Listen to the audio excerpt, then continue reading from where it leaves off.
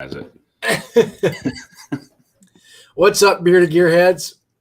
Welcome, everybody. As you can see, we got a special guest tonight. We got Andrew with Mythical Beards with us. So y'all say hello to him and hello, everybody. Give him a warm welcome to the Horsepower Hour. What's up, Daniel? Metal guy, man. We're good. We're glad to have you, buddy. I know it was last minute, and I appreciate it. I appreciate you thanking me. And I had to decorate this side. I'll figure it out. I had to decorate because this wall was way too plain. So I just went and found a sticker for you guys. Hey, man, I got one I need to send you. I still got like a 2 feet by, it's like 2.5 feet by 3. I need to give it away to somebody. That's a good thing to do because it's just sitting over in the corner. I used to use it on my wall, but I bought that centerpiece that you can't really see because I need to move it all down. It's too high. And it's ever since then, that big sticker I bought is just sitting in the corner. So it's going away. I'll put it up on the wall for you. There you go. Bearded Wolf, man. Welcome. Appreciate you, brother. We got feedback. Yeah, sorry, once. Bearded Anthony. Welcome, brother. Good to have you. I don't know if we had too many people tonight just for the fact that it's Memorial Day weekend. I'm sure people have better things to do, but I figured we'd at least give it a try. Maybe they'll watch it tomorrow when they're all hungover laying in bed. Yeah, maybe. It's pretty much been the way I wake up every morning this week. Oh, man, it'd be nice.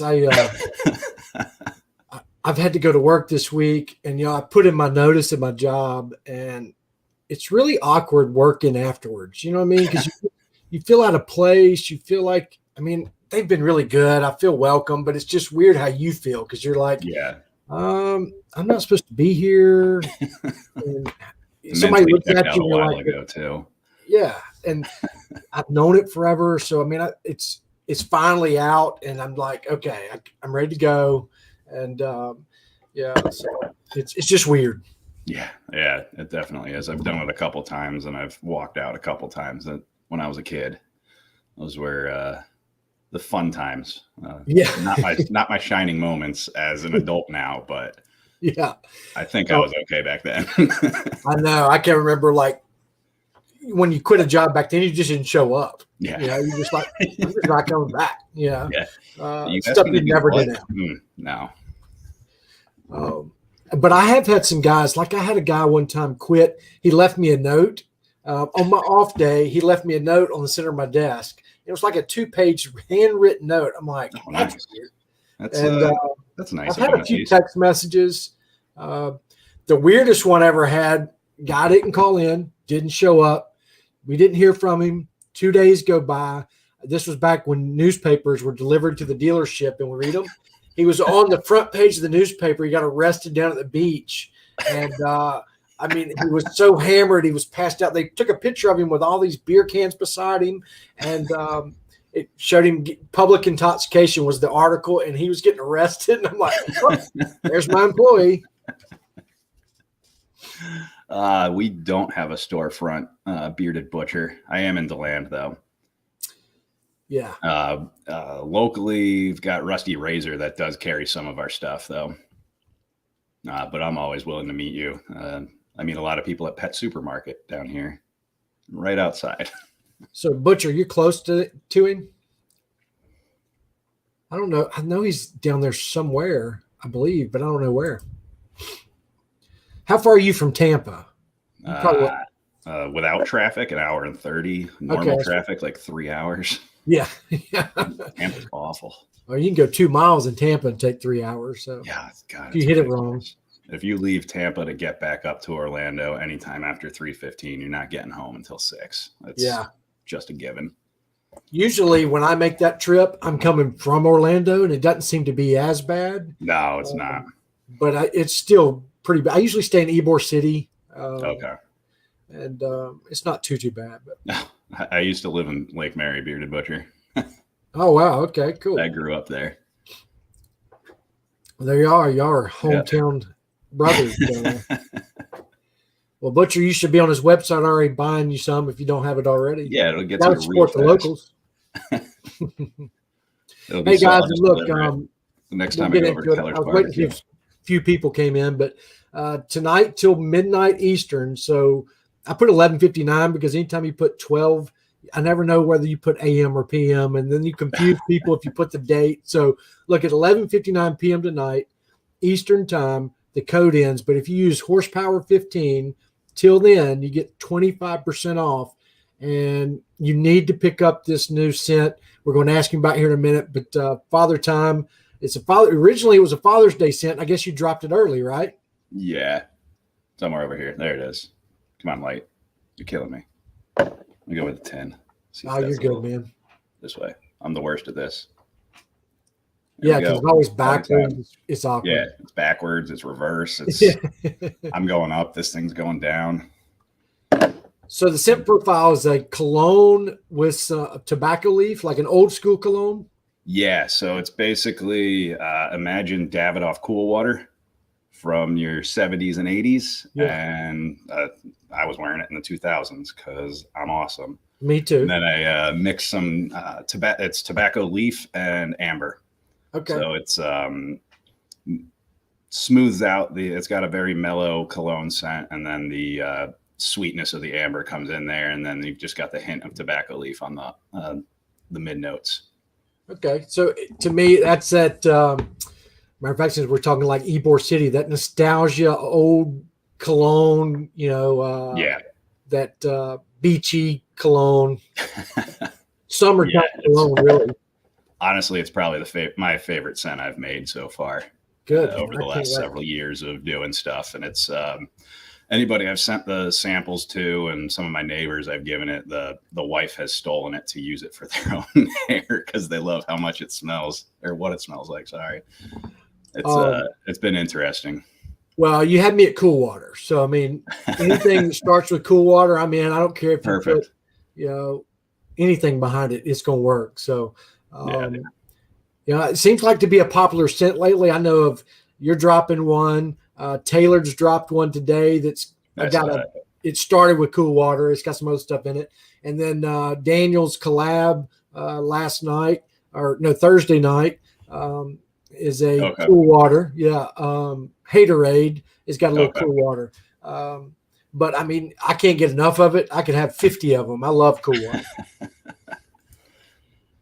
Sean, I'll never cheat on you, buddy. Don't worry about it. It's just a threesome. You can jump on anytime you want. Oh, yeah. I didn't realize what I was agreeing to, but sure. Gotta watch it, man. I gotta watch it. The less people that's in here, the more crazy we get. So.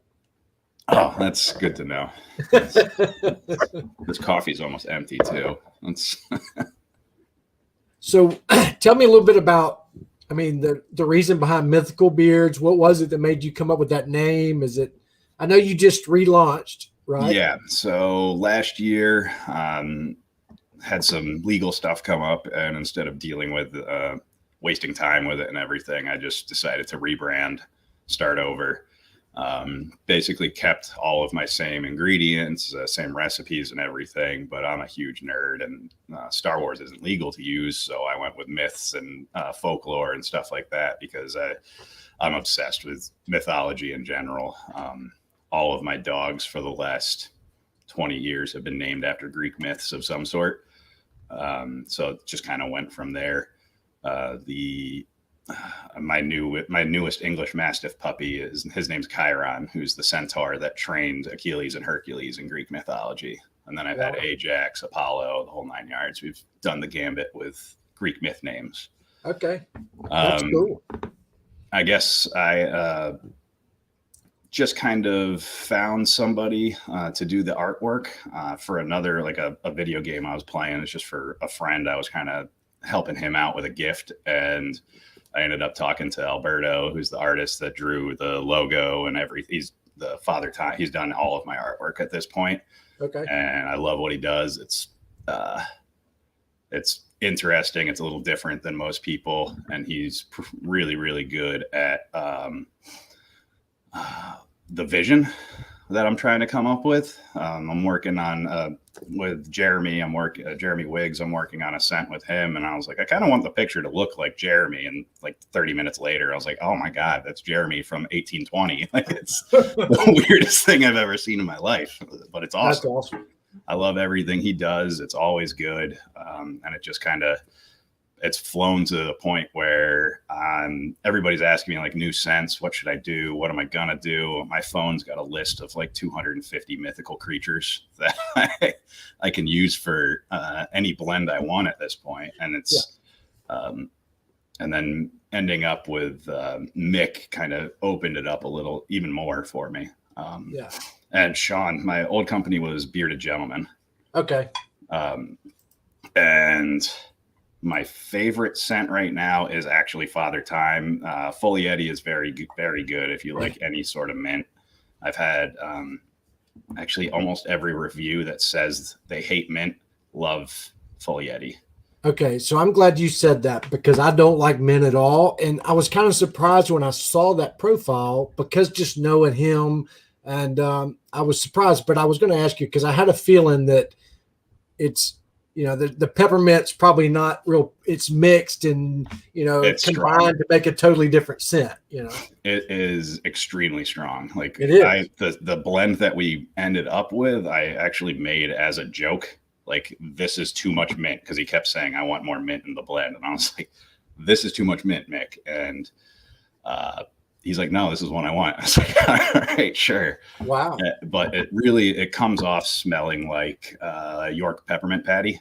Okay. So it's a very strong mint, but it's not like, holy crap, overpowering strong. It's potent, I guess is the better way of saying it. I'm gonna try it. I love peppermint in a beard wash or a co-wash, or soap.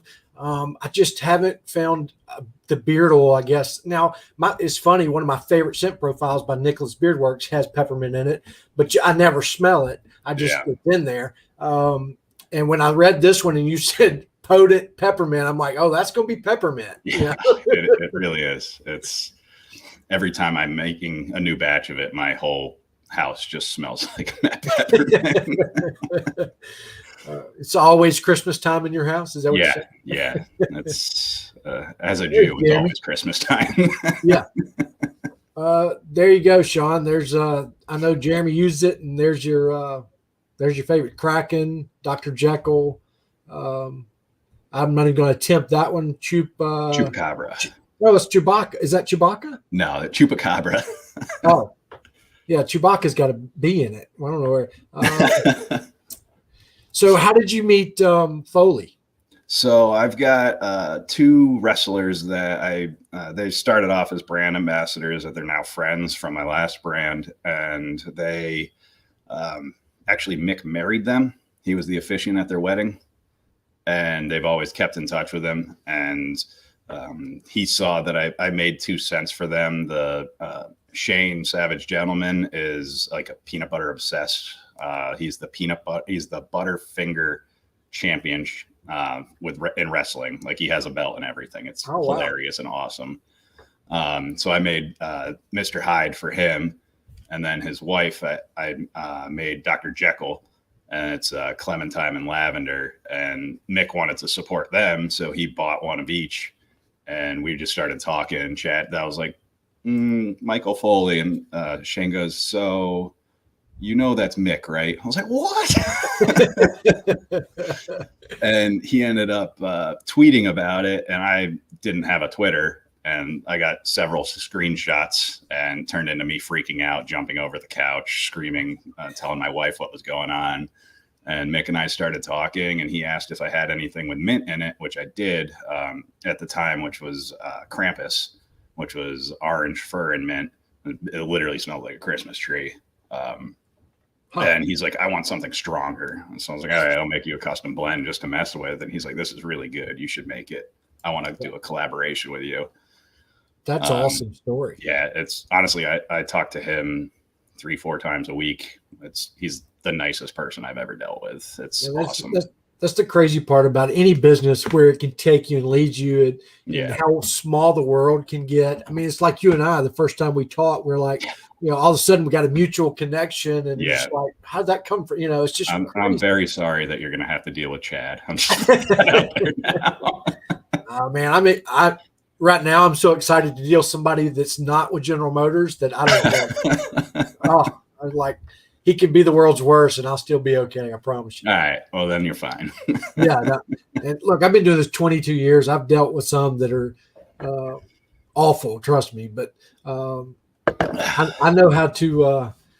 I usually find their buttons right off the bat, and like I'll probably message you one day. It's like, all right, what does he like to do? Play golf, drink bourbon? I got to figure out what it is so I can, get him to liking me. So, yeah. What Jeremy's saying, we had to come up with a name, obviously, for mixed blend and trying to figure out everything out. The name, the sense, the whole 9 yards. And it's actually the character was Mick's idea. The scent was Mick's idea. The descriptions was Mick's idea. And I just was running with it. He was very hands-on. I mean, obviously I was making everything, but I was sending him a package every 3 days just to try something new. And we came up with so we've got, it's Folyeti and the scent description's Arctic Slam. And originally it was Frosty Vanilla Mint, because I was doing more of the like actual description. Right. That's what I was going with originally. And I ordered all the labels because I was ready to rush it out, and got the labels in. 2 days later, Mick's like, I hate that. We're changing it. And I was like, oh. Awesome. Thank you. Yeah. And then he's like, we need to do Arctic Slam. And I was like, oh my God, that's so much better. Why didn't we think of that like 3 weeks ago? Yeah. So I've got like 1,500 labels for Folyeti of Frosty Vanilla Mint just sitting in my closet. Oh my gosh, that's crazy. I love the name Folyeti. I mean, that was just genius, combining the two. Yeah, it's fun trying to come up with names with his name involved in it. Like, we're doing going to do some Christmas scents. So you got Old Saint Mick or Foley Claus and stuff like that. Yeah, that's awesome. Krampus is going to be hard to mix his name in with, though, but I'll figure it out. Yeah, that's going to be a tough one. Yeah. Yeti Krampus. You'll have me thinking about it all night. Yeah, good luck. That's unfortunately we're not allowed to use any of the personas, but just having Mick is I love doing all the designs with his shirt. So that's like the main thing with all of Mick's. His characters are always going to have his Foley shirt that he wears when he does like cons and meetings and everything. Yeah. Just to kind of bring it together that it is his stuff. It's a cool story, and it's cool that you met him into where you don't have to go through agents and all the hoopla to get to. I mean, because that's where the problem is, and you got to skip right past that, and then their common relationships make it easy. That's a once in a lifetime deal there. Yeah, it really is. It's not. I looked into some of those like not branded like influencer services, and there's actually a bunch of new celebrity ones. There's a lot of this can't combine. Yeah, Sean, they can combine. I allow 2 codes to combine. They won't work on May 15. Shouldn't work on both of them, but if it does, it does. I'll be okay tonight. Oh wow! I want to get the name out there for Father Time. I know it's good, and I think it's time that everybody learns about it. Because I've got, if this one goes well, like I said, I've got easily up to 40% off. All right, guys, if you aren't paying attention now, you've done bumped your head. There's not a lot in here, but there's gonna be a lot of guys that are mad. So that's just ridiculous. It's honestly, it was when I first rebranded. Father Time's already shipping. It came out early. I released it yesterday. The only ones that didn't go out yesterday were the ones that had a bomb in it, because I had issues with the bomb that I had to fix this morning after 40 minutes of crying. Yeah, man, I'm so excited. Back when there was the fundraiser for, what was his name? I'm having a brain fart now.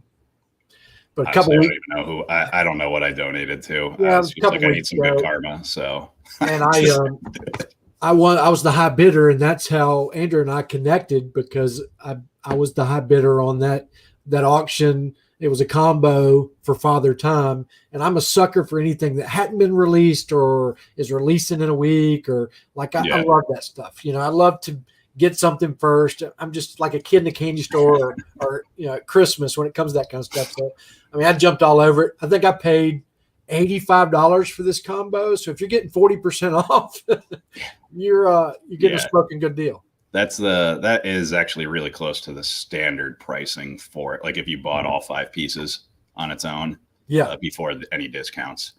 Well, it was a good cause. I didn't care. It didn't matter to me, but just saying that's really good. I don't. It's not, obviously, as a business owner, you want to make money, but there's not I don't need to make $5,000 every single day on somebody. It's not the. Oh yeah. No, I get that. It's the goal is always to make a little bit a lot. It's volume is because word of mouth gets out there. That's like free advertisement. It's all about the volume, and I think a lot of people just don't get that. Yeah. But heck, I mean, in the car business, we'll lose when times aren't like they are right now. I mean, we'll lose $2,000-$3,000 to sell a car sometimes, and bank on a growth bonus. There's other things that we can get down the road.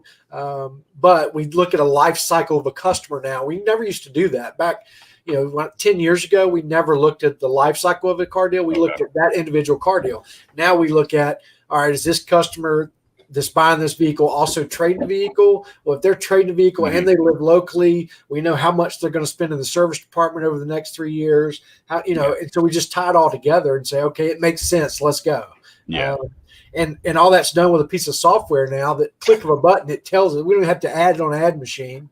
It's kind of like cheating, and makes our job pretty easy. Yeah. I mean, you got my day job is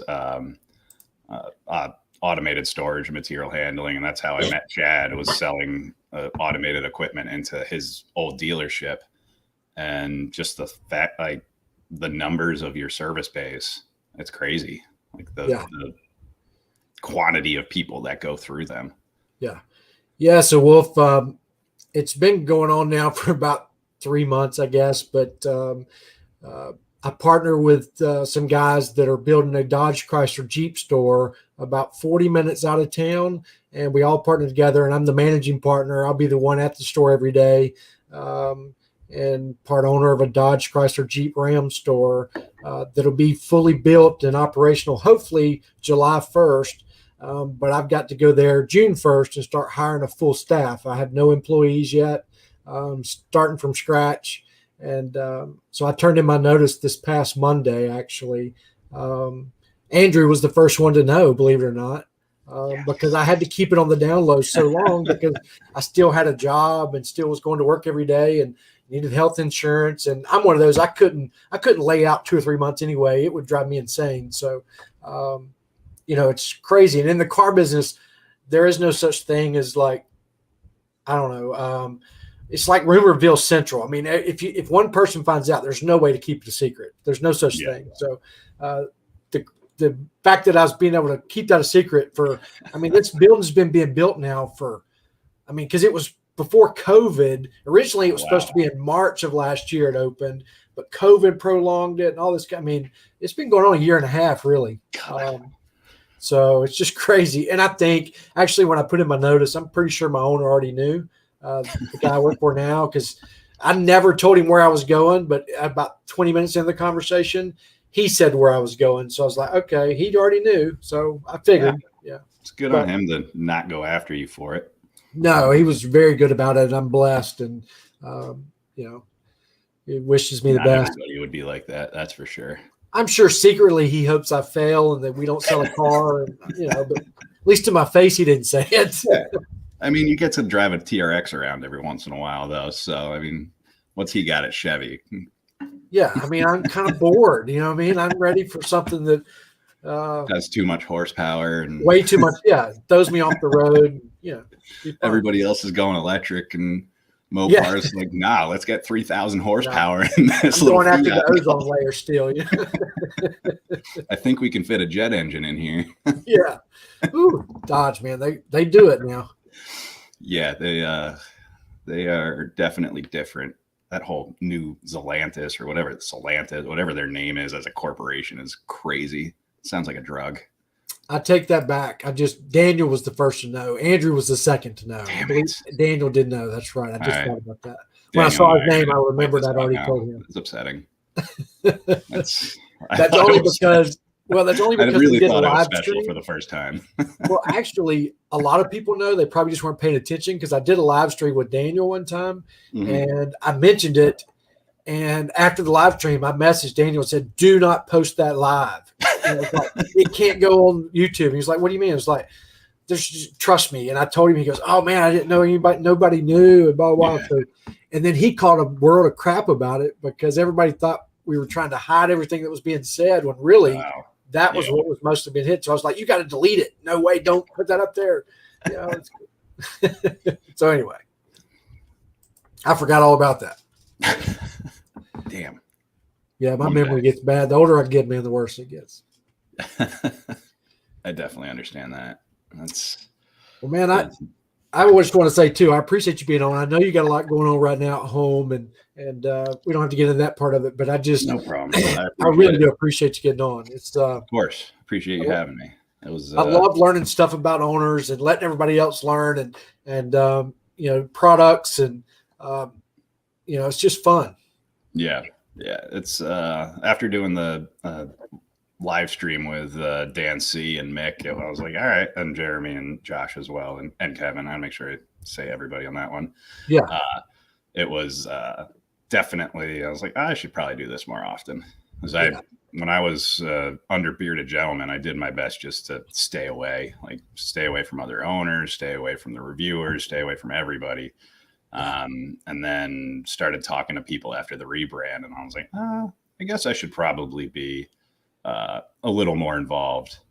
Yeah, I think from if I were you, and like I think about Sean and some of the other owners that are in here, but this keeps your messages down a little bit, because if you're sitting here and you're going on one live stream a week, that probably keeps you from getting 10 instant messages at least from guys just wanting to know certain things because you can get on and talk about that, exactly. And it cuts out a lot of the small talk because if I were to message you right off the bat, everybody wants to know a little bit of the history. Well, if you've said it 50 times, everybody's heard it. You don't have to go back through that. So it just seems like it makes the job. And, in this industry or community, it's important. Guys love to connect with the owners. Some of my favorite brands are just because of the interaction I have with the owners. I've got 1,200 or so beard oils up here now. And I mean, 600-700 of them I don't wear. I bought them to support the company because I, felt obligated to because of my connection and relationship with the owner. So, but I definitely understand that. I'm trying to find the winner's name for you, Daniel. I got a massive brain fart from this week. Oh, I have those every day. If you get them by the week, man, you're special. Thank you. I'm back to being special. I do appreciate that. Who gave away a Dodge truck? Me. That's right. I had a joke going for a little while. I did when I was visiting Chad at the time. And I was like, man, I should do a fake giveaway because I had just seen somebody else's truck giveaway. And I was like, no one has ever actually won these trucks. This is bullshit. Like, I'm so tired of seeing these things and I've never seen a winner. Yeah. So I did a whole video, like, I'm going to give away this badass Rebel pickup truck. And I had his actual work truck is a fully loaded Rebel Eco Diesel. Like literally every single thing in the world is on this. And so I'm like taking a video, acting like I'm giving away this truck. And then I zoom in on the tire and it's got a little Matchbox car on top of it. Oh, that's great. I was so proud of myself for being an asshole. Yeah. I would try that, but I don't know if that'd go over so well in my business. Not for you. I don't think you'd be able to get away with that. Yeah. We actually gave away a car. We gave away 2 last year. Really? Yeah. All right, I'm going to put my name in the list for that. And I'm going to do it again this year too. The guy who won, his name is James, and he's going through some stuff. I asked him to take a video, and he's just going through some stuff because he was going to do an obnoxious video for me that he would want it. He's just going through some stuff right now, so he can't do the video yet, but he'll eventually, hopefully. Otherwise, I'll just do another giveaway. But I'm going to do the video at your dealership. I'll do that now. I'm so excited about that. Like next week, well, actually, I'm going to take next week off, but the following week, I finally get to be there every day and take some videos of it being built, because I've been 45 minutes away, which means it's an hour and a half drive. Yeah. And anybody that's been in the car business knows, we work till 8, 9 o'clock some nights. Yep. So, if I were to drive after work, I'd get home at midnight. On the weekends, it's hard for me to go. So, I haven't seen it in 2 months. Wow. The last time I saw it, the rafter, well, actually the ceiling or the walls were going up and the joists were going in. Okay. But, I haven't seen anything. And right now looks like it's finished because they're working on the inside. So yeah, I'm just anxious to get there. And, we just ordered furniture. It's just exciting, man. I've went to work at some new dealerships before, but, they were already established, like it was a full remodel. So there was already a full staff, and I got there before the remodel. Like I worked at a store that got hit by a hurricane. Okay. And after the hurricane came through, we got to remodel the whole entire store, and it was brand new, and that was exciting. Yeah. But all the employees were already there. This is my first time in 22 years. I've started with no employees. From scratch. Yeah. And everybody's going to be my hire. Because usually when I'm taking over a store, I've just inherited all those employees. Mm-hmm. So this is pretty exciting. I'm a little nervous, but it's exciting because it's also a small town, and I'm going to have to pull in employees from bigger cities, and technicians are so hard I'm really worried about where I'm going to find technicians. Yeah. I got a feeling I'm going to be hiring people to paying for them to move and all kind of stuff, because to get good help right now, I don't know how else I'm going to do it. Yeah. Yeah, you have to do something like that, especially if specialized positions, dealing with stuff like that. You gotta have good people. Look at that. Yeah, he's gonna move him down. He'll hire you. Yeah, there you go. Perfect. Yeah, I saw that right before we logged on, Metal Chef. Thanks, man. I'm gonna do some giveaways next week. I've already got the giveaways. Got some tailored. Gave me like 5 or 6 things to give away. I did a post earlier in the week. If I hit 3,200 on Instagram and 300 on YouTube this week, I'd do a bunch of giveaways. I hit 3,200 the first day. Actually, what's funny is when I did that post, within 2 minutes, I lost like 40. It was so funny. It's like, instead of people following me, everybody just unfollowed. I'm like, that don't make any sense, but I guess all the haters just went in and be like, oh, I'm going to unfollow. So he goes backwards. Yeah. And I'm like, why do you do that? And then the next morning, I think all of them had followed me back, because what they don't know is I have an app. It's called Unfollow Plus. Yeah. I can see who unfollows and refollows me. So, I was like, all right, I'll put you on a list. See if you do that every time. But anyway, and then YouTube's always harder, man. YouTube, I've learned, is so hard to get subscribers. It's tough. Yeah. And I don't drop enough videos right now because I've been waiting on this job to be able to do it, because, like I didn't want to do automotive type videos when I'm about to leave. So that's going to start off. I'm going to be able to shoot them in my office, which I can't do now at my old job. So my office is going to be set up with cameras and lighting so I can shoot the videos during the day.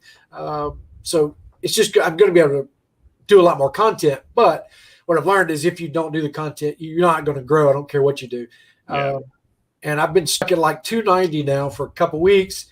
And so I thought getting 10 would be kind of easy. And I hit 300 right before we went on the stream. So perfect. Well, congratulations. Yeah, man. It's not much of an accomplishment, but it feels like it. I've really only been doing it 2.5 months. So, okay. If it makes you feel any better, my last TikTok video got like 3 views. So yeah, I haven't decided if I'm going to jump on the TikTok bandwagon or not. I can't dance. I can't sing. I don't know what else I'm going to do on there to make people laugh. I get told I have a face for radio constantly, so I don't really think I should even be here. And like, I think I could make people laugh if I shot videos in the car dealership, because there's some funny crap that goes on and be said. But I'm not going to do that in those short TikTok video allowances. That's for sure. But man, if I did live feeds at the dealership, y'all would laugh all day. I mean, there's some things that are said. I had this guy one time. I swear to y'all, this is a funny story. So we're sitting there, and I just started selling cars. So this was 22 years ago. And we had a sales manager that had been doing it probably 30 years. And we worked at this dealership to where they still had an intercom system to where they could flip a switch at the sales desk. And there was switchboard that you could hear in every office. All the sales offices, they could listen to what was going on. It's illegal now. You can't do it without permission from everybody, blah, blah, blah. But back then, you could do whatever. And so he had been listening to the whole conversation. The salesperson, he's negotiating with this elderly couple on like a Ford Tempo or something, I think is what it was. And he'd leave and come back to the sales desk because the older man wanted a discount. He'd go back to the sales desk, and the salesman would be like, nah, I'll go down $1. Go back in there and tell him I'll go down $1. So he'd run back in there and say, he wouldn't say it. He'd just fold it up, throw it away, and he goes, just give me a couple minutes, and I'm going to go back in there and ask him for a real discount, because if I told you what he discounted, you get up and run off. And so he did like 4 or 5 times. The guy just kept going down like $10, $20. And finally he went down like $1,000. So the salesman goes back in there and he's like, okay, I got you $1,000 off, blah, blah. Well, the man says, so they talk back and forth. The man says, all right, we're going to go home. We don't buy anything spur of the moment. I'm going to go home and pray on it. We're going to pray on it and, go from there. And so he leaves and goes back and tells the sales manager says, well, go back in there and pray with him. I mean, gosh, man, he can pray on it right here. Get back in there, The guy goes back in there, and, he's a little nervous because he don't want to pray with this man. He goes, okay, I just want to make sure the sales manager didn't want to talk to you before he left. But what I want to do is I want to say a prayer. I want to pray with you. Right now, maybe God will move you to go ahead and buy this car, blah, blah, blah. So he says, bow our heads. He starts praying. And I swear to y'all, 30 seconds into it, the sales manager goes, this is God speaking, buy the car. It was hilarious. I mean, that's a true story. And I mean, this guy had this deep voice goes, this is God speaking, buy the car. The people got up and left, by the way. They did not. Yeah, I would assume it did not work. Yeah, no. They did laugh. I'm glad they laughed instead of starting a war over it. Yeah. I can't believe they laughed, to be honest with you. Because, I mean, but I mean, 20 years ago, it doesn't seem like it's that long, but you can get away with so much more. It's just different times, man. When I graduated from college, I got a job at a brand somebody trying to make their own CarMax, brand new dealership, supposed to be top of the line, everything. And the guy hired me right out of college. And he's like, yeah, we used to smoke cigars all the time here. And I was like, oh, he's just talking about the old times, smoking cigars, drinking whiskey. And I was like, you're drinking while you're driving cars. That's perfect. I know, man. It's crazy. I just can't imagine what it used to be like. Because I can't imagine getting on an airplane, smokers all over. I mean, can you imagine how smoky an airplane must have been back then? That's just disgusting thinking about it. People I mean, I can't imagine. And can you imagine being a smoker and sitting next to somebody that absolutely hates it and you just not caring? I mean, I'm like, how many fights were on planes back then? Because I can't imagine. Yeah, my personality back then would have been people getting punched. I just watched a couple of videos yesterday of these fights on airplanes because, everybody's finally getting to travel again. And everybody and there's this girl that knocks 2 teeth out of the stewardess. Like she gets up and just knocks her square in the mouth and 2 teeth and busts her mouth open. Of course, she got court-martialed, but I mean, what was that? And she didn't get her drink before the flight took off. I mean, what? I don't know. Yeah. But I can't imagine how many fights on planes if you could smoke. Yeah, it's definitely been interesting. I mean, I travel for my day job, and not having that middle seat was great because it was a lot less conflict. There's nobody I'm a big guy, so I don't like touching people. So I'm always like leaning off to the side to get away from them and everything. And it's not having to do that was great. And then all of a sudden, Delta's like, yeah, it's over on May 1st. And I was like, oh no, like now it's back to fighting people all the time. Like Like I'm sitting there, like this dude in the middle seat is man spreading on me. Like, come on. Every time I have to in big cities, I know guys that are stuck there till midnight.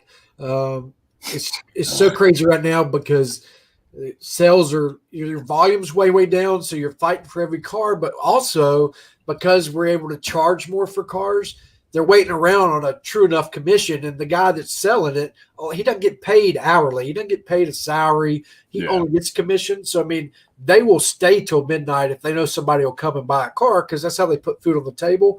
And and everybody there is the same way.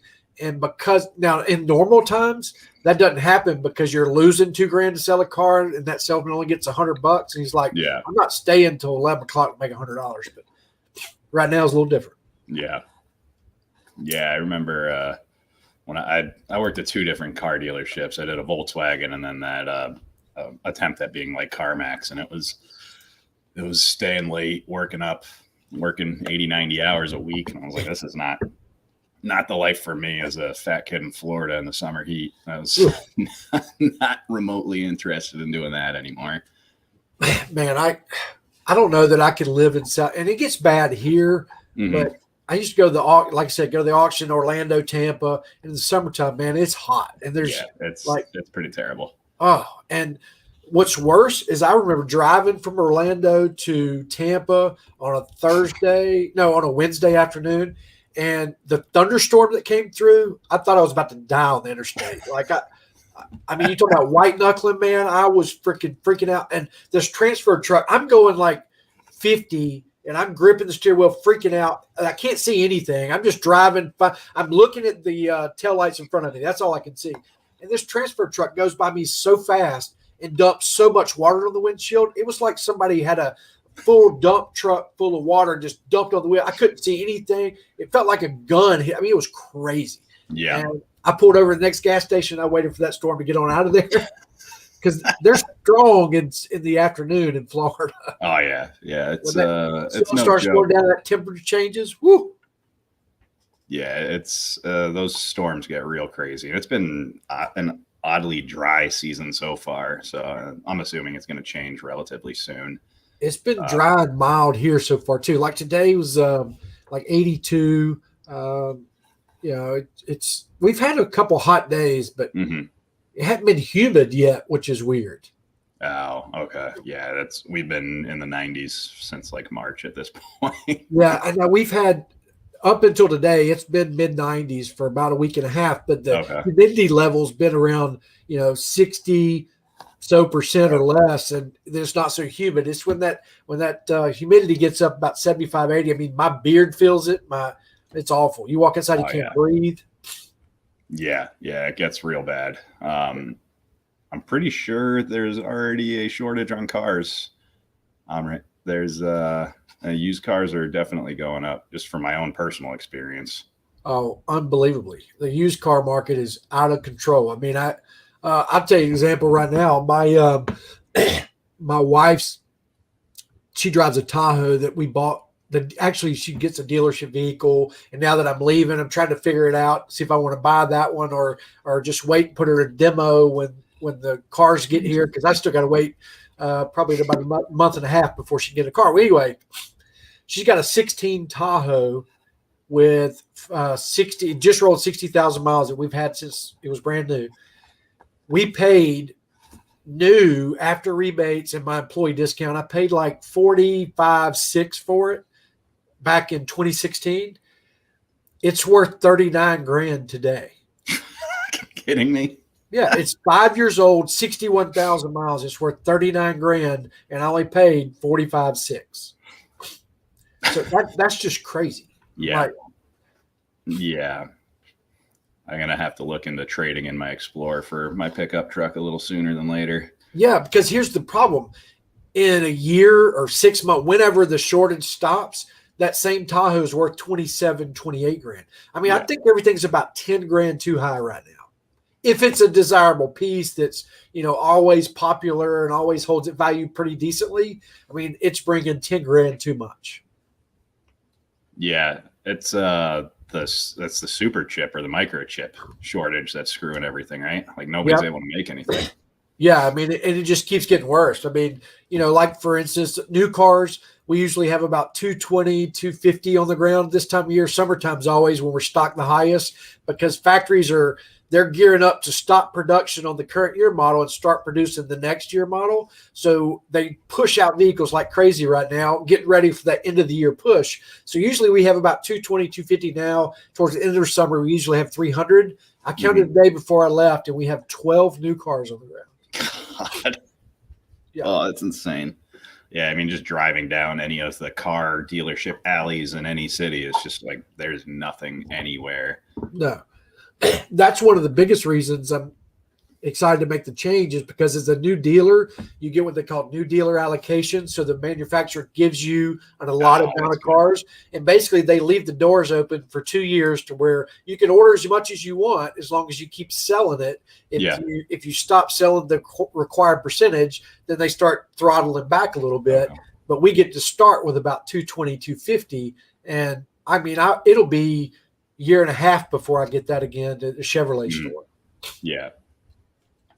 Yeah, I'll have to send you a message talking about you taking my Explorer away from me. I'll do it now. I'm telling you right now. I'll drive up there for you. I mean, the key is trying to find a deal on what you want. I mean, that's the kickers, because you're also going to pay too much for what you're getting. So if we can find you a deal that we trade in, because a lot of times it's all about trading in and buying at the auction, two different things. But if we can find you a deal on what you want to replace, now's the time to trade. If not, it's the same thing as trade later, really, because you're going to get too much for yours, and you're going to pay too much for that one. It's the same difference. Now, if you don't have a trade, absolutely don't buy a car right now unless you've totaled yours and you've got to, or something, because you're not getting too much for yours. All you're doing is paying way too much for whatever you're buying. Yeah, that's we were talking about trading in my wife's Passat because she's still work from home indefinitely at this point. And I was like, we can just get something even cheaper. There's no reason for this anymore. And we were looking, and I was like, the only thing that's got a deal right now, there's none on the lot. Like, you can't go anywhere for a good lease deal. Chevy's got a couple, and there's none on the lot to even buy, like, attempt. And they're ugly to begin. The Trax is one of the ugliest cars I've seen in the last few years. I tell you what, the new Trailblazer for that size vehicle is really cool, but they're hard to find right now. I got one coming in the next month, but they're so high. And the leases on them are pretty good. Yeah, I saw that. There's honestly, even the Camaro has just the first month payment as the down payment, which is all. That's what I always look for in a lease deal, is no money down. Well, you can do that on any lease. Yeah, it's just when your payment goes up.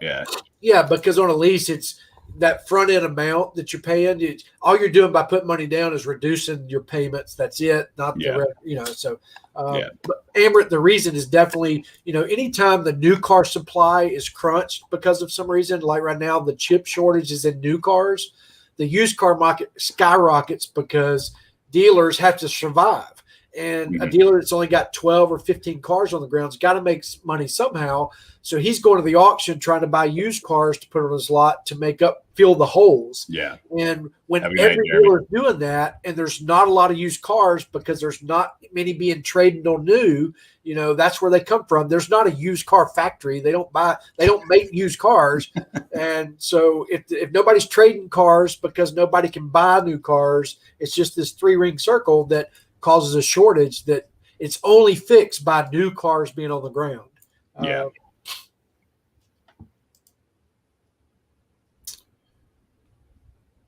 Mo, I think he ordered his Ford truck, Rush. He did. What, the Lightning? No, he ordered a Lariat Ford drive, certain color. He's got a Ram, and he's a Ford guy. He bought the Ram a few years ago, and we were looking at his Ram, and it's worth $10,000 more than it should be. And I told him he can buy X-Plan on Ford. So if you can buy X-Plan, which is about 1% under invoice, now it's okay for him to go ahead and buy a car. Yeah. Nice. He's just got to hope that when it gets here, his truck's still holding its value. That's the only gamble. Is it's going to take 6 to 8 weeks for it to get here. I think the market's going to go up even more, and he'll be fine, but you can't tell. Yeah. Honestly, on a side note, I was actually pretty impressed with the Lightning overall. It's not some ugly POS that they tried some crazy designs on, like the Cybertruck. And to me, it's not like it's not a game changer for just truck enthusiasts. It's a game changer for standard, like, blue collar workers in cities. That's a buttload of gas savings every single day for lawn company to be able to tow all of your equipment still and not have to pay for gas. That's huge. To me, that's huge. Like, they could have went the $60,000 starting point like everybody else, and they didn't. Granted, their mileage is a little lower, but that's not the end of the world. No. So, Amber, it goes back to COVID for a couple of reasons. One, there's only 3 really manufacturers of the chip nationwide or globally. One's in China, and I think 2's in like Taiwan, and then Microsoft's your other one. The problem is Microsoft doesn't make any chips for automobiles at all. There's really only one main plant in Taiwan, I believe, that makes it for all the auto manufacturers. And they also make chips for cell phones, laptops, all the things that went up in demand during the pandemic because more people were working from home. All the kids were at home, for schooling and, all that. Well, prior to COVID, the auto market had forecasted needing a lot. They forecasted a down year, so they forecasted to the chip company, we only need this number of chips. Well, the demand was a lot higher than they expected, so they needed more chips, and they were trying to play catch up from all the sales that they had when they were shut down, not building anything. And you had that combined with all those laptops and cell phones that were being built, and all those technology, all that other technical stuff, and it caused a major shortage. And they can only make, just like we can only make so many cars in a day because there's only so many hours, and it takes so many. If it takes 6 hours to make one car, you can only make 4 a day. There's only 24 hours. Same thing with these chips; they can only make so many, and just can't catch up. And the reason you don't see as much effect in Hyundai, Kia, is because they're over there and they probably get a priority. They probably own the chip manufacturing company we're talking about under a subsidiary company, and I mean, if China's controlling it, you think they care that the United States is hurting right now? I mean, they're probably, all political. A lot of it's political. And recently, in the last week or so, Microsoft went to the government, went to Biden with the car manufacturers and said, if you will subsidize this amount of money to us to redo our plants and upgrade our tools to be able to make the same chip, we'll start making them here in the United States. We just want this kind of tax break and this much amount of money or whatever. And the government said no. Interesting. Which is crazy. So we're going to continue to make them overseas instead of make them right here at home because that's what Biden said. That may change. I don't know. I wasn't there, but I know he said no. I just don't know, if they asked for too much money, I'm sure. Probably. But they should have figured something out instead of just saying no and walking away, because it's a lot of jobs it could create. Actually, probably doesn't create that many jobs because you got computers making computer stuff. But robots making computer stuff for computer stuff. Yeah. I mean, it's not. I don't think that'd actually be. Almost all of that can be automated, so I doubt they're adding that. They would not be adding that many people to a line to create jobs just for that. And really, they probably didn't have to retool much. They probably need to maybe build a small facility somewhere just to. I'm sure a lot of it was Microsoft being greedy. And the other part of it was the government being the government. Unfortunately. Logan, they're getting ridiculous. I mean, Tahoes, Yukons, Escalades are over $100,000 now, and they're bringing a brand new Escalade at the auction right now is bringing 20,000 over window sticker right now at the auction.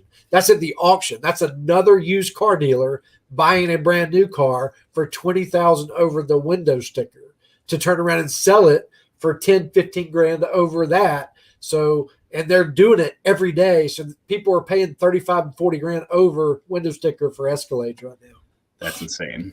It's totally insane. It's ridiculous. They're paying 150 grand or more for an Escalade. No. There aren't many cars to me that are worth it at that point. No. Granted, I would have dropped $100,000 on the first generation GTR without a problem. I mean, there's some cars that are cool, but if I'm going to spend that kind of money, I'm going to get a 67 Mustang Shelby or a GTO, or I'm going to get an old car. I'm not going to get a new car. Yeah. When I worked at a cigar bar in college and after college, and there was there's a lady there. We were talking during the day as she was at the bar, and she was an editor for one of the local car sales magazines.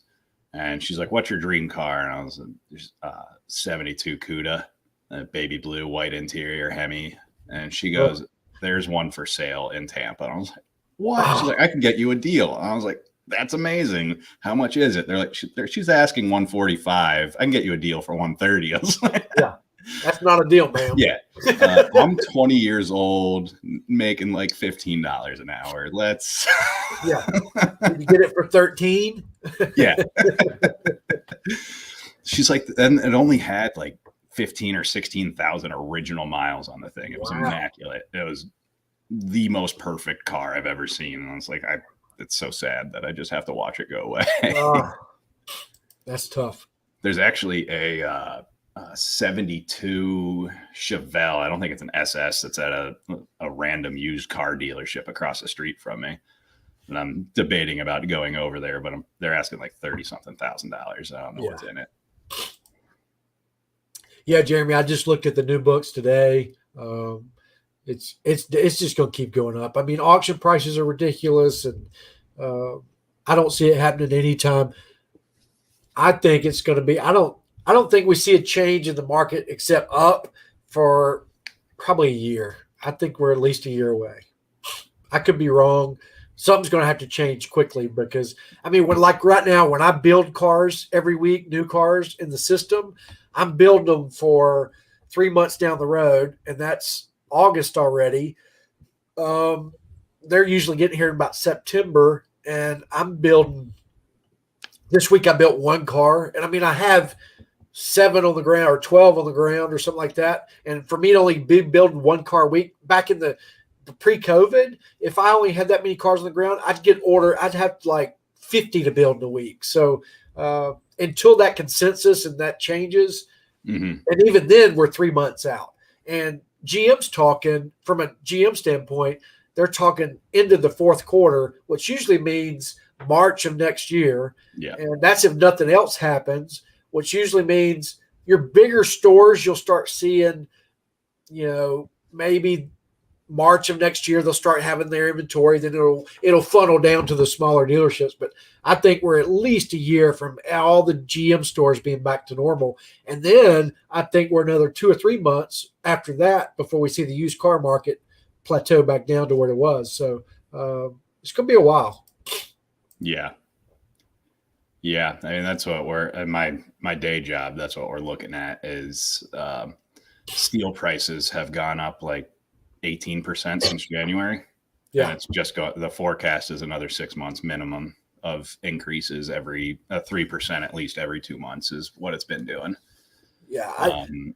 Like the normal increase happened in January that we all knew happens. And then all of a sudden February and then March, like, you guys need to put your order in because this is just going to keep getting worse and worse and worse. Yeah. And delays are happening. So like a mezzanine that should have been $50,000 is now $65,000, and it delivers in 30 weeks instead of 16 weeks. And it's just, it's crazy. To Lowe's, it's worse. I went to Lowe's last weekend. I think I was going to buy some plywood to make some more attic, put down in my attic to make some more storage space up there. Oh my God. Strickland, how much is a sheet of plywood gone up? Because I know what it was at Lowe's, but what is it, tripled in price? I mean, lumber has gotten out of control. I can't imagine being a home builder that agreed on a price with somebody pre-COVID, started building the house. Like there's 3 across the street from me right now that are finishing.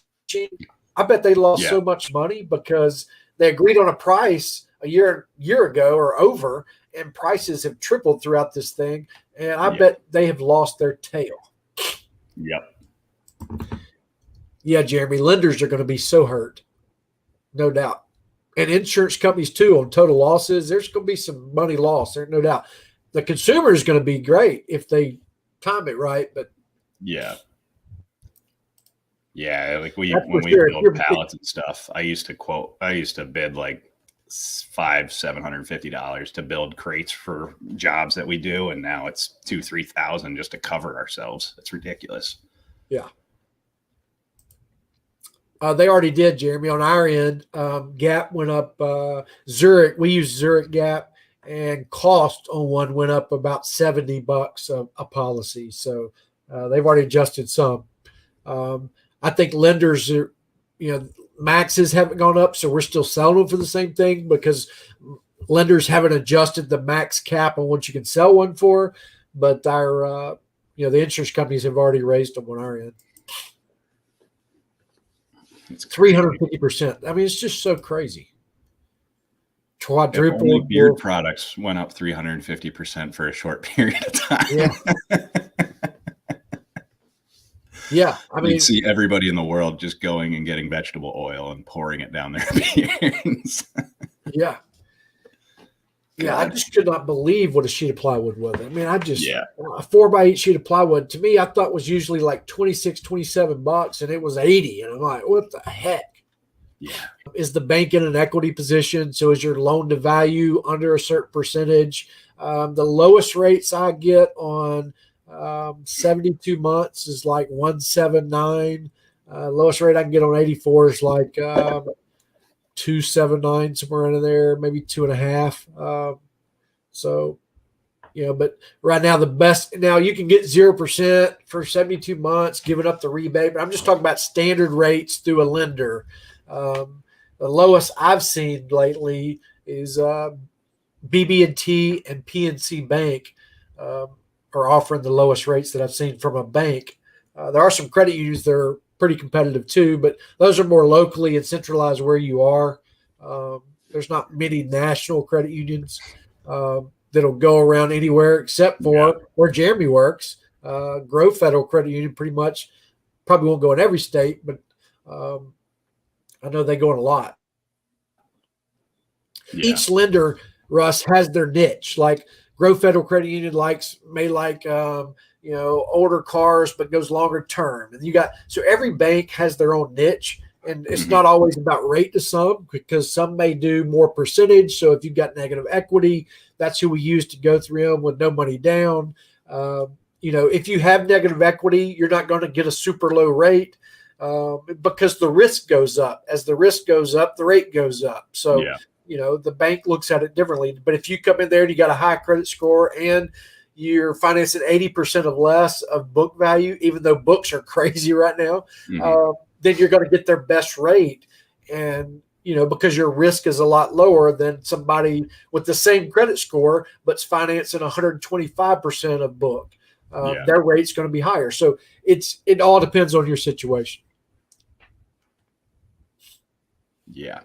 Yeah, that's why I went into a lease last year, because I just kept putting myself into a slightly bigger hole when I kept switching cars. When we found out we were pregnant, I got rid of my truck and got like a GTI without even realizing that my wife and a baby in a car seat would not both all fit in the car with me. So oh my God.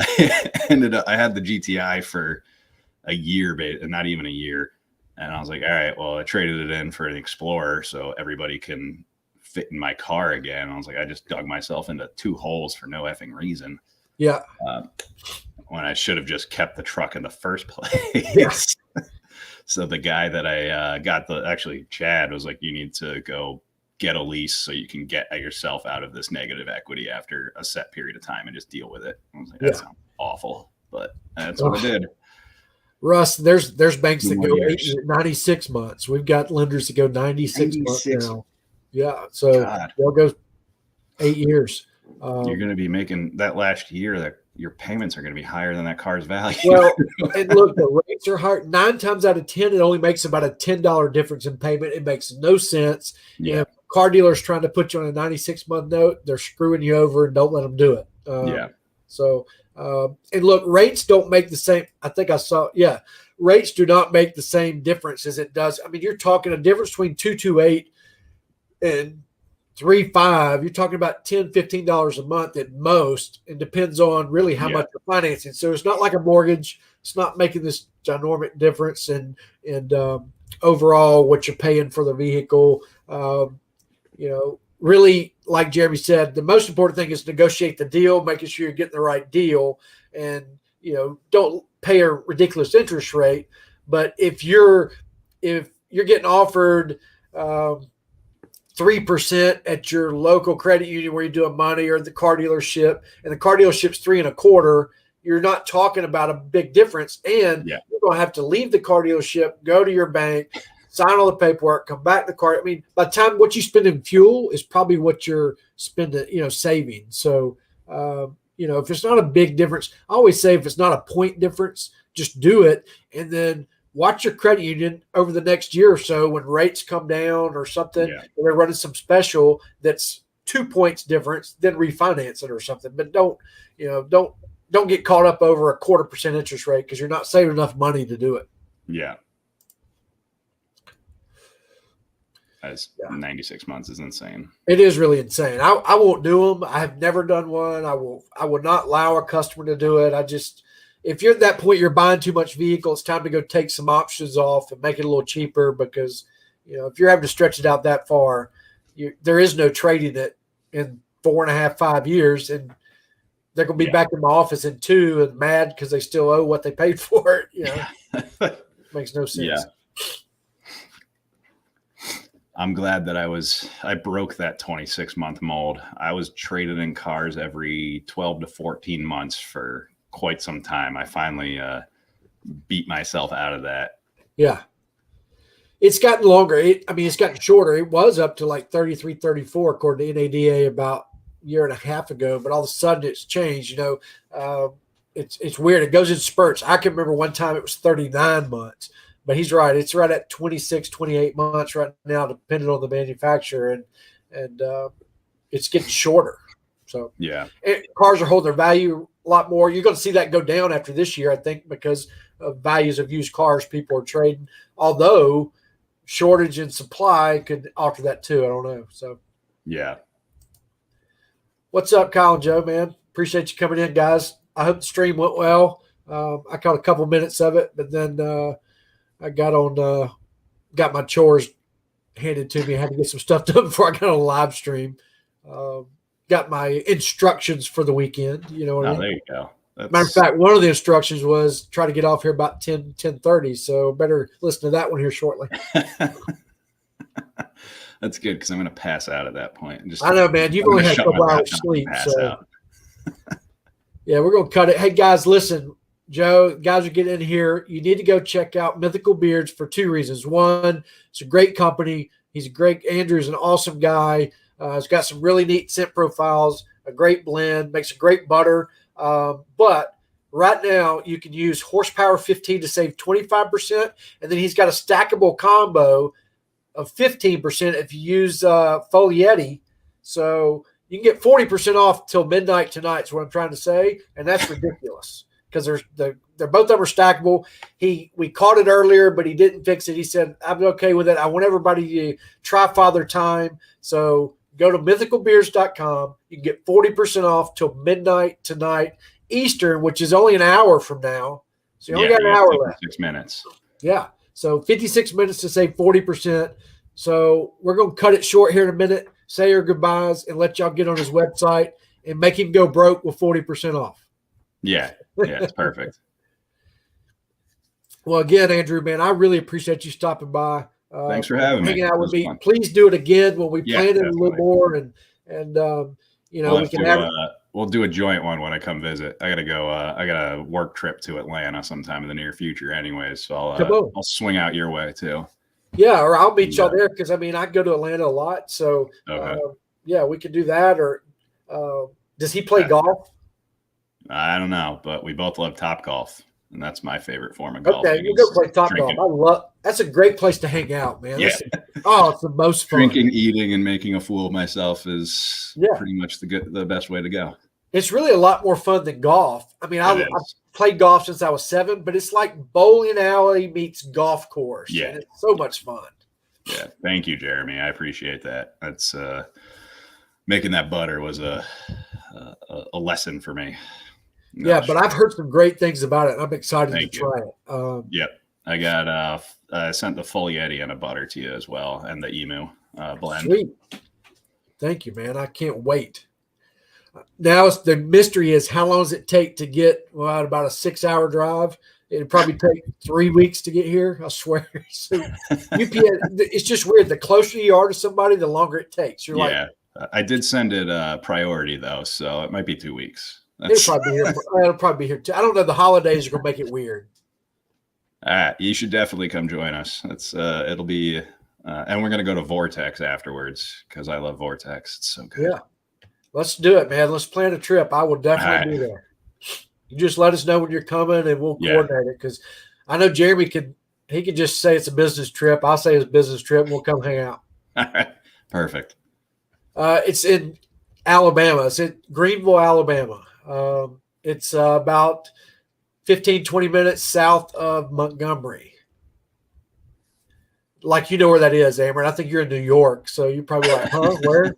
But look, there's more than one city in Alabama? I forgot. Yeah, I mean, I've shipped cars recently to California, Texas, Washington, New York. So I can get you a car, help you buy one where you are. Or I bought one in New Jersey not too long ago at the Manheim auction and sent it to somebody in Texas. I never saw the car or the customer. He wired 172 grand for this. It was a Ferrari Italia 942. Oh, wow. And he wired the money. We never saw him, the money, the car. It was crazy. But he's one of the happiest guys I've ever met. That's awesome. I mean, I would be too if I could just wire $172,000 and get a Ferrari shortly. Yeah. Me too. Yeah. Come on, Jeremy. I can't wait. Logan, I've been trying to play more, man, but it's just hard. I work too much between family. Like, my problem is the car business is, I like to go in on Saturdays a lot because I can get a lot done because my office isn't there and the phones aren't ringing.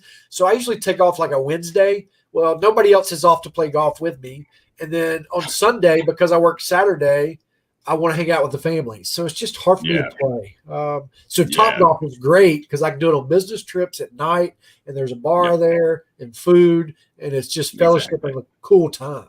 I tried finding a way to get my day job to cover a membership to it, and I was politely told to go screw myself. And the other great thing about Top Golf, you can shank one and get a hole in one. Like, you can be aiming over here, go way to the right, and it goes in a hole in one. You get a bunch of points, and you're happy. Like, I'm glad you still get holes in one. When you shank them, I end up getting into the next level somehow.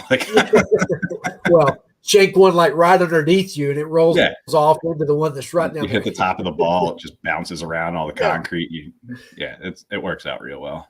I just want to see, has anybody ever fallen off that first level all hammered? They swing and just fall forward, get their legs caught in that net. I'm like, that's happened. I guarantee you. It definitely has to have happened. Oh, man. Yeah, so Amber, that's what we were talking about earlier. So I'm in between dealerships. I just put in my notice. We're actually building a new dealership, a Dodge Crusher Jeep store. I've got to hire a full staff in a month to get ready for a grand opening. Got to get the website up, the whole 9 yards. So right now, I don't have any of that because the dealership I'm at's in Troy, Alabama, and the one I'm building and partnering up in is about 40 minutes away, and I'll start there on the 7th, and then I'll hire all the people, the building get finished being built, it's a brand new store being built, and we'll open sometime in July. So I'll get you a grand opening deal. Perfect. We'll definitely reach out when you're up and going. Yeah, man, I will. Y'all see a lot more of me too now because I'll do videos on more car stuff and really tie the two together, and we'll have a lot of fun. Like as the TRX comes in and these Hellcats, I'm gonna do some cool videos that. Does the cool video involve handing me the keys? Because I would like to be if you come down. I still want to have where I take like a Hellcat and like a Mustang GT or a Corvette to the local little airport and do a drag race video. Nice. That's really cool. I just think it'd be cool and do like these Mythbuster type videos of which one's really faster or which F-350 or Dodge 3500 Cummins can pull more, or just do these cool little videos. So you just get a Hummer H1, flatten the tires, you can outpull both of them if you're actually doing a truck pull. That is true. There's no doubt about that. I saw some real angry rednecks at a truck pull once when a guy showed up in a Hummer, 2 F-350s chained up against this Hummer. He flattened his tires and just drove away with both trucks behind him. Holy cow. You can't really beat when you've got 24 inches of traction on every single tire. Oh, my goodness. Just a tank at that point. I was sitting there like I'm just smoking a cigar, drinking whiskey, and laughing my ass off. Yeah. They were so mad. They got like 32-inch wheels on them. They're thinking they're the most badass things in the world. And this guy just comes up with a stock Hummer and says, nah, screw it. I mean, the military don't use them for no reason, right? I mean, it gets 3 miles a gallon and it can only go 32 miles an hour. Yeah. But my God, it does what it wants to. It's all torque, I saw it. When Hurricane I think it was Charlie or Francis came through, one of my friends lived next to a guy who owned a Hummer, and like a massive live oak tree landed in his driveway. And he's like, I got to get to work. So he opened his garage, turned the Hummer on, and just pushed the tree out of his driveway with the Hummer. I was like, what the hell is happening? This is amazing. Like, now I want one just to do that. I was like, I told people for years, I want a Hummer so I could go drive into a tree, go in reverse, prove that there's no damage and the tree just fell over, and then go return it. That's all I really wanted it for. You can do it. I promise you. They're bad. Yeah, but you can feel every single pebble on the road. That's not a fun ride. Yeah, and you can't move on the road either because it takes up the whole lane. So there's sort of swerving. Well, you can swerve because you can run over a transfer truck, but still, you don't need to. You're going to hurt somebody else. Yeah, you need a couple cow guards. That's fine. Yeah, they are bad. I wish they still made them. I mean, there's a Chinese company that's still they're actually producing it, correct? Yeah. And the new Hummer that GMC's building is battery powered, ugly. Yeah. It's got a bunch of torque and horsepower, but it's not the same. No, I mean $120,000 starting is a obnoxious number for any Hummer that's not the real Hummer. Well, and I talked about it last week on the stream, is you're not even going to see them on half the dealerships in the area because we didn't sign up to be a Hummer dealer for the simple fact we would have had to pay $200,000 in facility upgrades and charging stuff and tools. And it was like, we're going to get one and I got to pay $200 to sell it. And I can't make but $5-7 grand when I sell it. So that math doesn't work. So unless it's a store that can get 30 or 40 of them, you're not going to see them. So you're only going to see them in the big stores, in big cities anyway. And cities that have charging stations in Alabama and where I don't know a charging station within 50 miles of me. So, okay. Yeah. I mean, up 95 and 75, they're starting to pop up fairly often. Because the snowbirds come down. Yeah. It's literally just because of Tesla. There's nobody else putting out this network. So unless Tesla keeps it up, you're not going to have that kind of charging capability, which is a concern when you're a traveling salesman, when you're like, I want to get an electric car, but I got to go to Alabama. How am I supposed? I got to stop at a hotel to plug in. Like that's the only option you're going to have. Unless they do some portable, somebody's got to come out with a portable battery pack or something because Tesla's original model was supposed to have a solar panel on top. Yeah. I think it's still coming. I think there's going to be something. I was doing some research the other day and looking at some stuff that's kind of where Silicon Valley and all these tech places are coming up with more battery, more efficient batteries for cars that can get more mileage out of them and so forth. So because GM's Cadillac's going to be fully electric within 2 or 3 years, if y'all notice this year, GM changed their logo. And if you look at the logo difference, it's more of an electric looking logo because they're supposed to be fully electric within 10 years. All That's models. what Volkswagen's doing too now. Yeah. They're changing their name in the U.S. to Volkswagen with a T now. Volts, so it's going to be Volkswagen. They're planning on doing all electric, or majority electric. I didn't read the whole article. That's crazy to me. I mean, it's about time, but it's a little late, in my opinion, to I hop agree on that. I know. I have no idea, Amber. I mean, I would think they do okay, but batteries don't do well in cold weather. So I don't know if they lose their charge, and you got to make sure they're in the. Most of them probably gonna be in the garage anyway. You got to think about who owns Teslas. So yeah, I'd say going to work is going to be the only thing you really need to worry about. Aren't they all-wheel drive? Yeah. So that, I mean, the handling in the snow is going to be fine. It's fine. It's the cold weather. It's going to be kill the battery. Parked in the parking lot for 8 to 10 hours at work. I don't know what the batteries do. I'd be afraid that you're going to lose 100 miles. And you can't get back home. But I don't know, man. It doesn't snow here in Alabama, so I wouldn't know. I do a good amount of traveling. I see Teslas all over the country, and I've never seen them. I again haven't been doing it in the snow, but I would assume that they have to be plugged in while you're at work traveling. Like they'll handle going to the store or something, but that battery's going to die in 8 hours if it's 30 degrees out. I went to Kansas City and rented one, and it snows up there a lot. And I didn't hear anybody talk about a problem. Of course, it didn't snow when I was there, thank goodness. But who knows? All right, guys. I appreciate. I know it's Memorial Day weekend. We've had a light show, but I appreciate everybody coming on. Spending a couple hours with us on this holiday weekend. Please, everybody, be safe this weekend. No drinking and driving, doing foolish stuff. Have a good time. Spend time with family. Buy some beard products before midnight so you can you get 43 minutes. Save you some money for something else. And we'll hang out next week a little bit and go from there. So, great. Andrew, again, thank you, brother. I appreciate it. Thank you. Appreciate you having me on. It's nice talking to everybody, and everybody have a good weekend. And like I said, you got 43 minutes to get 40% off on mythicalbeards.com. Get on it, guys. 43 more minutes. Tell your friends. They'll love you for it. And tell your friends, tell your wife. Yeah. Everybody, tell everybody. Buy a father. Hey, it's a perfect time if you know somebody in your life that's a father. Buy this for a Father's Day present because that's what it's about anyway. And you save 40%. You can wrap it up, give it to them, and they'll be happy. So if you know anybody that's got any facial hair, best thing ever, just up here. There you go. Other way. Yeah, man. Other way. I'll figure it out. Got it. I can't wait. It's so good. I love it. I don't normally wear the same scent every day, but I've been wearing the same thing for 2.5 weeks straight now, just waiting for these labels to come out. Oh man, I can't wait. I'm gonna wear it every day. I'm telling you, I love Cool Water. It's my favorite cologne. It's in my top 3 favorite colognes of all time. So I can't wait. I just love it. Awesome.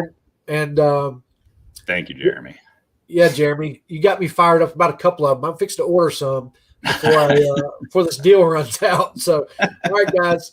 Y'all got to leave me a few minutes to get on his website and get me a couple more cents. So I enjoyed it. Sorry we're cutting it short tonight. We'll hang out next week and do some giveaways. Thank y'all for helping me get to 300 subscribers on YouTube. I really appreciate that. And before you leave, hit that like button. And I'll donate a Father Time set to your giveaway for next week too. Oh man, cool. We'll do it next week. Thank you. That's awesome. No problem. I don't know. All right, guys, you heard it. Go buy one, though. Don't wait for the giveaway. Go buy one right now. All right, guys. Y'all have a good week and take care. Thanks.